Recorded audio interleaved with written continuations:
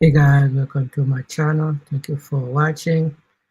Sorry, my camera is not doing too much right now because I've been trying to use it on Logic, and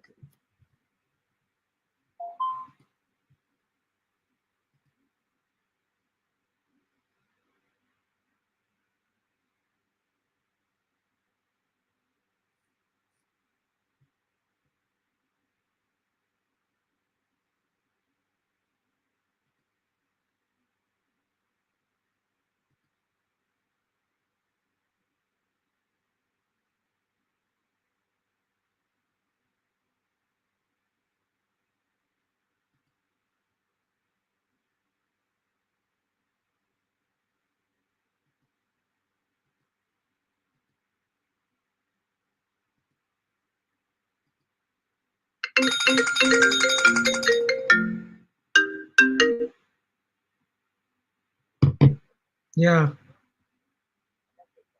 I know.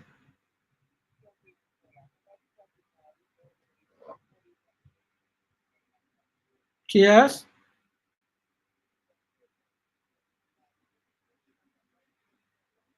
porque saiu fêmea.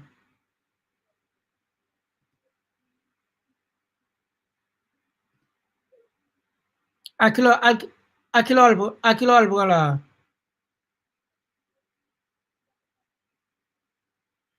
Para cá.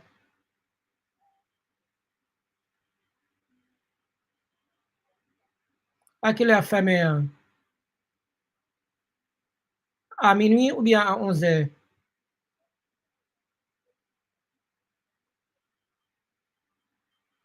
Ah, on se fait venir là. Il va m'aller.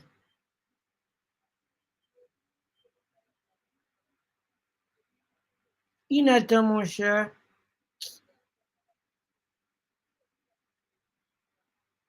Il va te dire ça.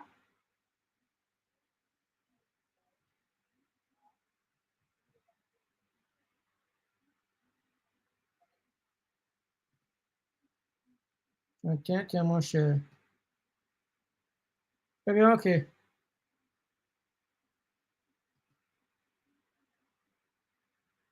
Relève-moi fini. Relève-moi fini.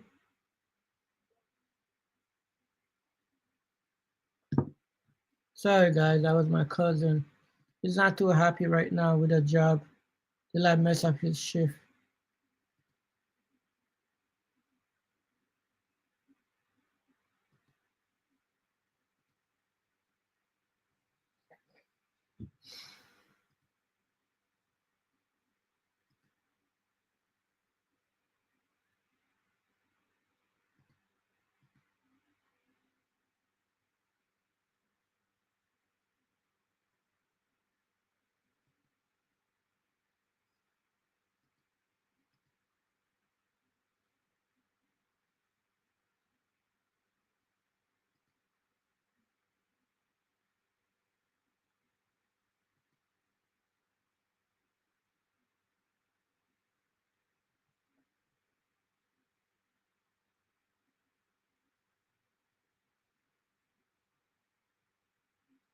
Oh, sorry, guys. Let's go over some what's going on today in the news.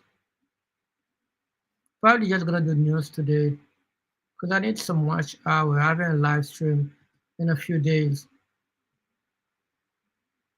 So we spoke about what about the whole Epstein stuff. Prime Day is here with great deals on whatever you're getting into next. Bust the move. There you go, King. Huh. Next.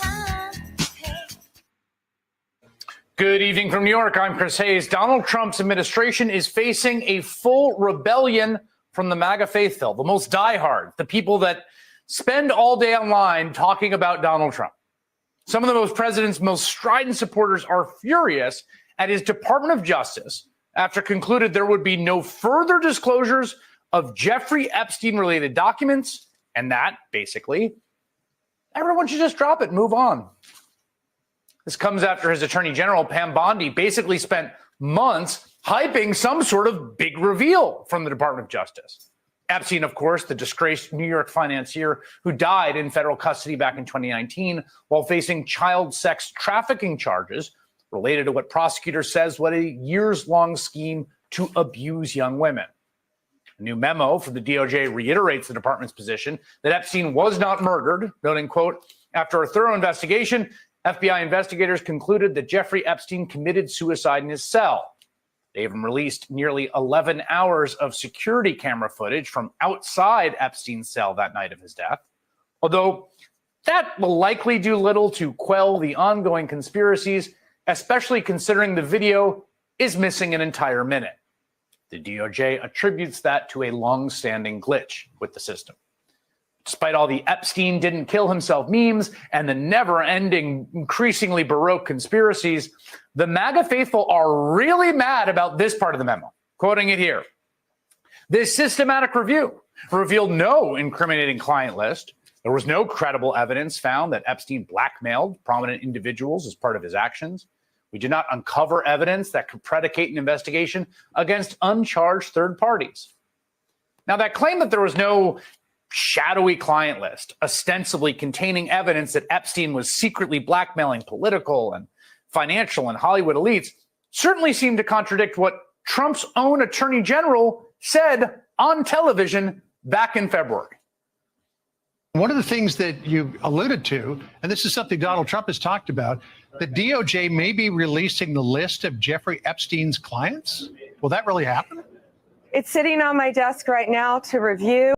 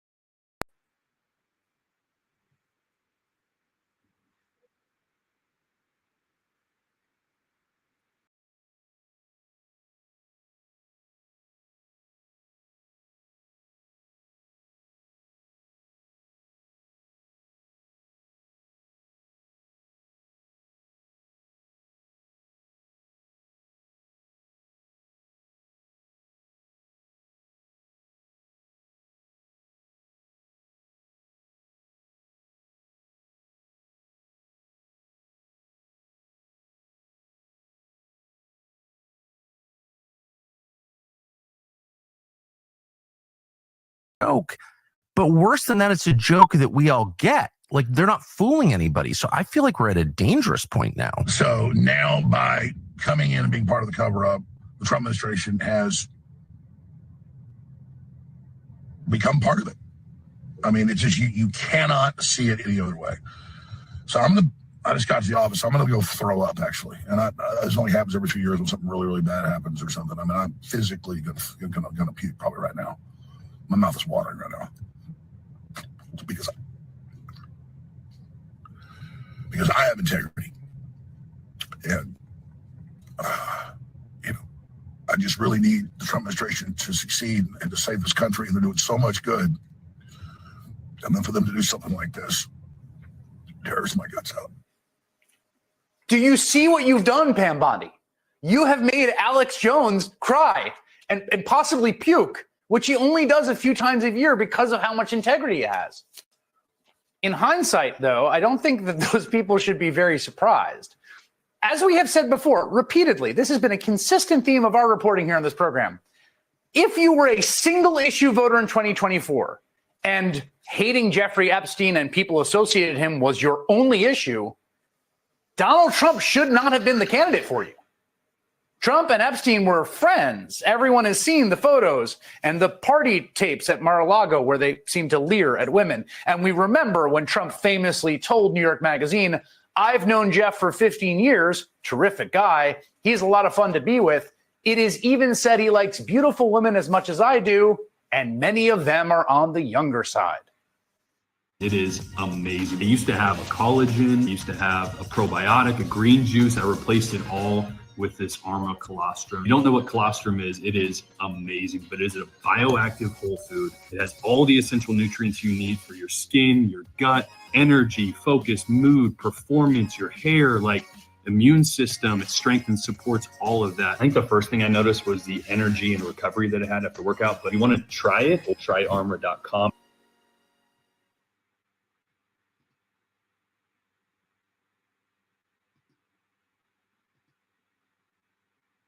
Are you like the millions of Americans who have recently opened up their auto insurance bill only to ask the question, what the heck's going on here? Over the last 2 years, car insurance rates in some cases have nearly doubled. And fortunately for you, I have some good news. If you give me the next 60 seconds of your time, I'm going to show you a free way to utilize AI technology in order to cut your bill in half. And the best part is it's done 100% online without having to provide. One of the women at the center of the Epstein sex trafficking case, Virginia Giuffre, who recently died by suicide, claimed that she was actually recruited as a minor by Epstein's collaborator, Ghislaine Maxwell, at Mar-a-Lago. And when that collaborator was facing trial for sex trafficking, Donald Trump seemed oddly concerned about her. Ghislaine Maxwell is in prison, and so a lot of people want to know if she's going to turn in powerful people. And I know you've talked in the past about Prince Andrew, and you've criticized Bill Clinton's behavior. I'm wondering, do you feel that she's going to turn in powerful men? How do you see that working out? I don't know. I haven't really been following it too much. I just wish her well, frankly.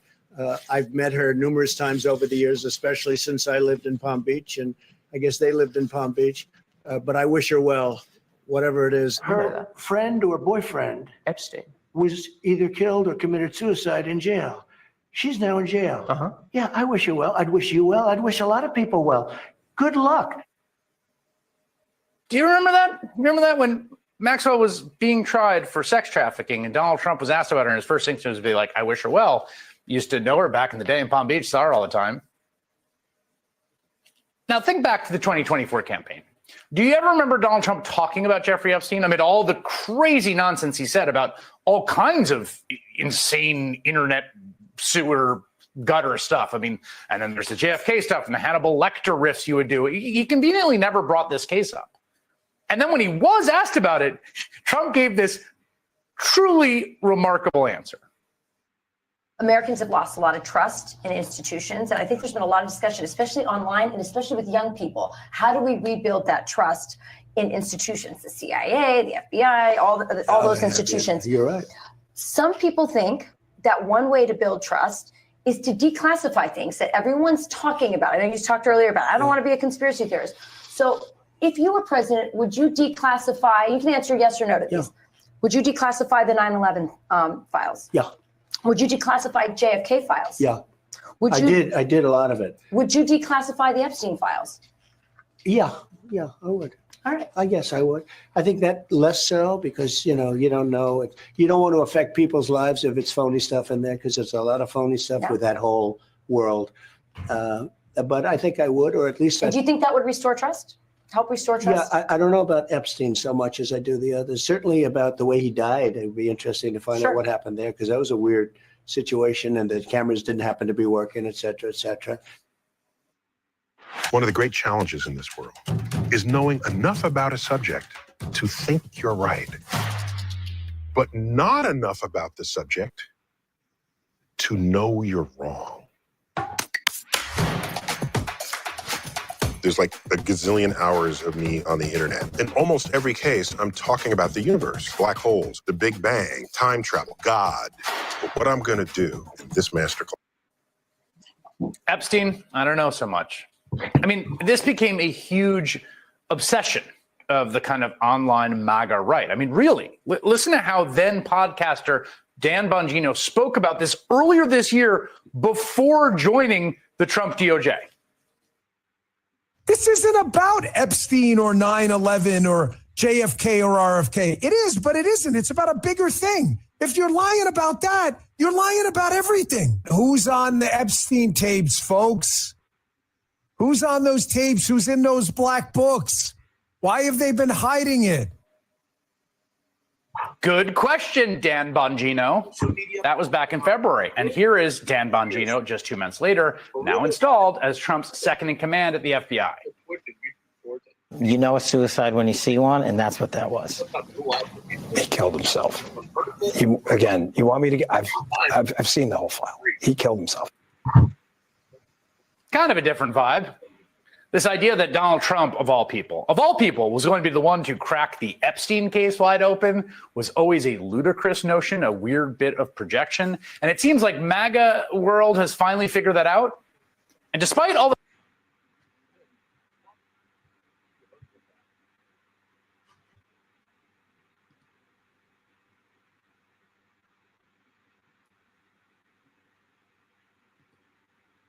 the furor from his base, and it's sizable today, Trump is desperate to talk about anything else. Your memo and release yesterday on Jeffrey Epstein, it left some lingering mysteries. Can you say why there was a minute missing from the jailhouse tape on the news? Yeah, sure. If Could I just interrupt for 1 second? Are you still talking about Jeffrey Epstein? This guy's been talked about for years. You're asking, we have Texas, we have this, we have all of the things. And are people still talking about this guy, this creep? That is unbelievable. Do you want to waste the time and do you feel like answering? I don't mind answering. I mean, I can't believe you're asking a question on Epstein at a time like this where we're having some of the greatest success and also tragedy with what happened in Texas. It just seems like a desecration.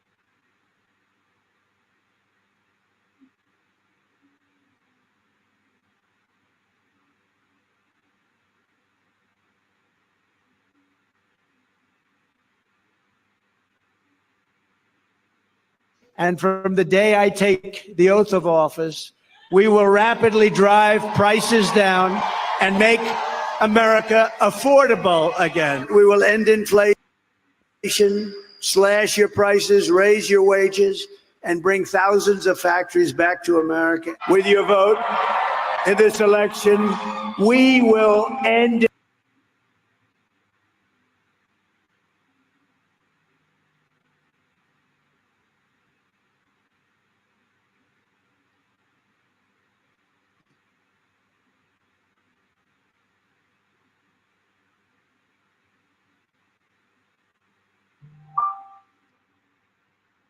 What if recording high-quality content, editing like a pro, and streaming like a star was as simple as hitting record?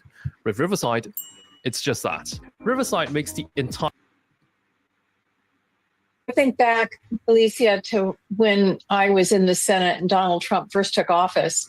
And I remember John McCain telling me, as a fellow member of the Armed Services Committee, that he had explained or tried to explain to Trump that Putin was in fact BS, that Putin was a despot and a thug and someone that was antithetical to everything our country stood for. But Trump was enamored with the strong man, and Putin played him, like a violin. And I would have loved to hear the conversation that occurred a few days ago, because I have a feeling that maybe for the very first time, Putin let the mask slip and showed Trump who he really is. And Trump is reacting to that. The irony here is Trump is not doing this because it's the right thing to do. He's doing it because he feels insulted by Putin. And that is not foreign policy. That is an egotist who is busy trying to mold the world to lift himself up rather than protect his country and other people.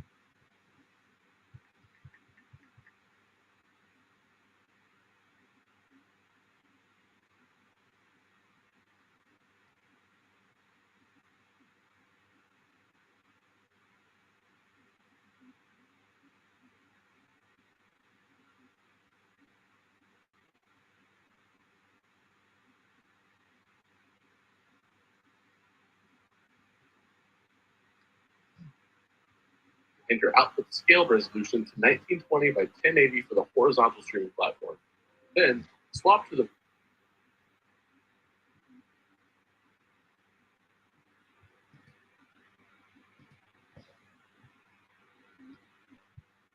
free.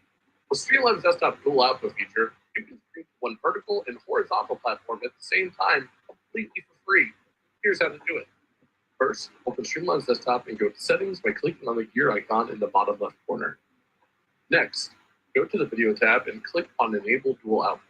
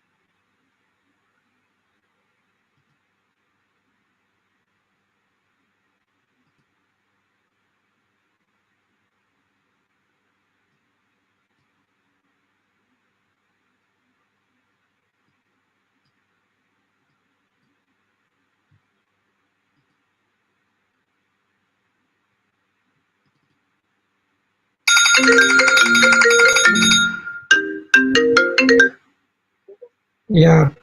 Está bueno. Huh? Poco mínimo. Maybe okay. Yeah. Está bueno. Memory. Yeah.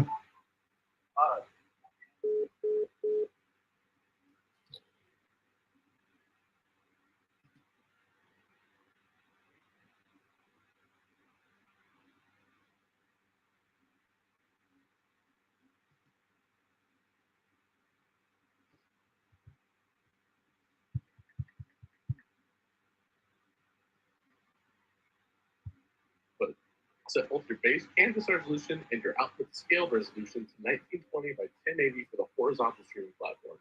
Then swap to the vertical tab and set your base canvas resolution and your output scale resolution to 1080 by 1920 for vertical ones like TikTok or YouTube. Now head to stream and add your foot to the vertical tab and set your base canvas resolution and your output scale resolution to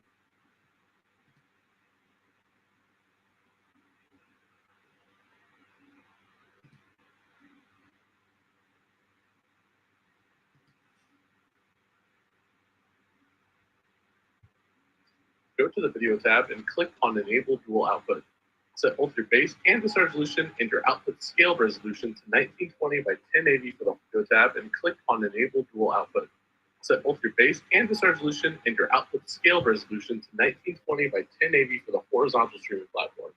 Then swap to the vertical tab and set your base canvas resolution and your output scale resolution to 1080 by 1920 for vertical ones like TikTok or YouTube. Now head to stream and add your first platform like YouTube or Twitch. Once that's done, click Add Destination to connect the second platform like TikTok. And that's all it takes. Now you stream on both platforms at once, share your content with different audiences with different formats. Be sure to like and follow for more streaming tips and tricks. What's up, streamers? You want to stream both Twitch and YouTube Shorts at the same time for free? With Streamlabs Desktop Dual Output feature, you can stream one vertical and horizontal platform at the same time completely for free. Here's how to do it. First, open Streamlabs Desktop and go to Settings by clicking on the gear icon in the bottom left corner. Next, go to the Video tab and click on Enable Dual Output. Set both your base canvas resolution and your output scale resolution to 1920 by 1080 for the horizontal streaming platform. Do this thing called multi-streaming.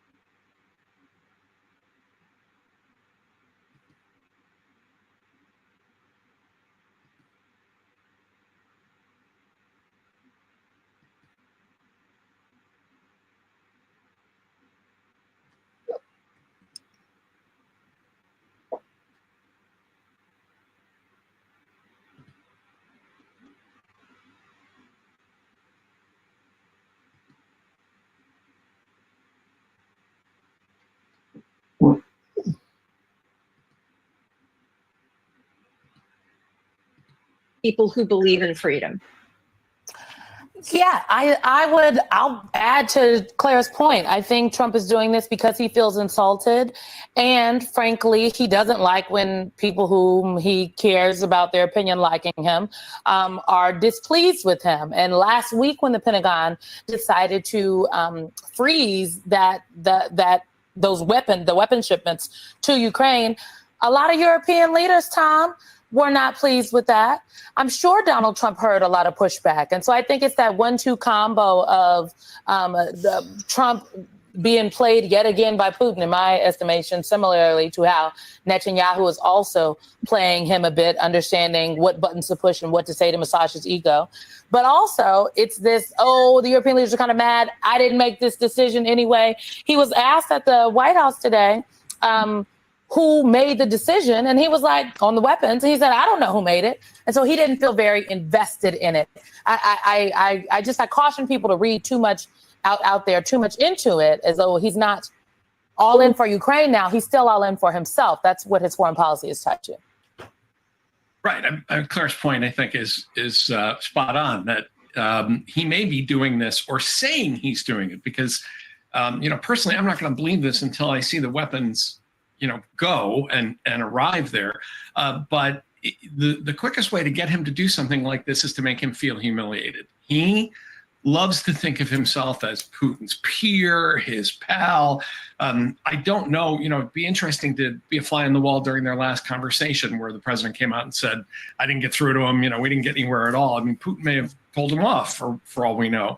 And then he says things like, well, I'm going to send more weapons to Ukraine. The problem with the halting of the weapons shipment is, as you say, the president of the United States. This is key to our foreign policy, whether we're actually supporting Ukraine and sending weapons. And the weapons are halted, and the president, the commander in chief, the chief executive says, "I don't know anything about it. I don't know who did that." And apparently it was Hegseth, but apparently it was Hegseth being encouraged to do that by one of his undersecretaries. Which leads to the question I asked the other day: who's running defense policy right now? The name of that Undersecretary Pentagon Policy Chief Elbridge Colby, of course, his boss is Pete Hegseth. Michael, if your boss comes out and gives you that type of no confidence vote, what's the message? Hello, Mark Barden here from Sandy Hook Promise. On December 14th, 2012, my 7-year-old son, Daniel, was shot to death in his first grade classroom in Sandy Hook Elementary School. The shooter carried a semi-automatic rifle and killed. I think what you'll see is folks double down on kissing the ring. I think they go back and they figure out where they went wrong with Trump, where they overstepped or didn't do what he thought they should do. And the other side of it, I don't know how much I want to make of any of those interactions with Trump, because I think at the end of the day, the politics that's driving this is he's at the center. All things flow into him. Everything flows out from him. And so everybody's going to get pushed around that table just a little bit. But outside of the ring is where it gets interesting. Outside the walls of the White House and the West Wing, folks on the ground and on the street are getting a different vibe from all of this. So, Claire, I want to get your thoughts on what Playbook is talking about right now, is this sort of rift between MAGA and Trump, noting in MAGA world, anger over last night's U-turn is already starting to flow. Trump's repeated pledges to end America's involvement in overseas wars were a big part of his appeal to the MAGA base. And so his decision to start rearming Ukraine is not landing well. You can expect MAGA anger to swell. My view of it, Claire, is, so what? What you going to do? You going to walk away from Trump, or you just going to do like most MAGA folks do and just, cry some crocodile tears, but then at the critical moment, stay attached to his hip? So how much should we be making about storylines like this? Here's the thing, Michael. I agree with you that the 25 to 30% of the country that strongly approve of Donald Trump are going to see what they want to see, and they're going to ignore the ugly. But what's happening here is in the media ecosystem of the MAGA world, you are seeing some real splintering. You're seeing people like Joe Rogan calling him out for an insane policy where the majority of people who are being whisked off the streets are trying to do the right thing. They're working hard. These are folks that are in this country that don't have legal status. And you see people like not just Tucker Carlson and not just Alex Jones, but a whole host of these folks that have a lot of ears in MAGA world. They have a lot of people that listen to them every day. And they were marching lockstep at the beginning of this administration. They're not anymore. Whether it's the tariffs, whether it's the Medicaid cuts, whether it's a chaotic foreign policy, or whether or not the world is lighting up. And, you know, Tom is right about who's in charge. I mean, I'd like to know who's making the calls on the Houthis. I mean, you know, we spent billions trying to supposedly clean up an area for shipping going against the Houthis, and all we've done is strengthen them. They didn't get anything done with that. And there's not been near enough talk about that foreign policy failure. So on every front, from alienating our friends to not getting peace in Ukraine, to not getting peace in Gaza and Israel. This is not a president who's brought calm to the world. He's just brought freaking chaos to the world. But the chaos is the feature, not the bug. Am I right, y'all? Like, yes. But just real quick, Simone, didn't voters vote for this though? Well, I mean, Donald Trump wasn't necessarily a beacon of stability the last time he was president. He talked about no more foreign interventions, and he claimed on the campaign trail that he would end all the wars on day one. He has gotten us involved in more conflicts since he's been president this time, and his me policy, if you will, has resulted in more chaos.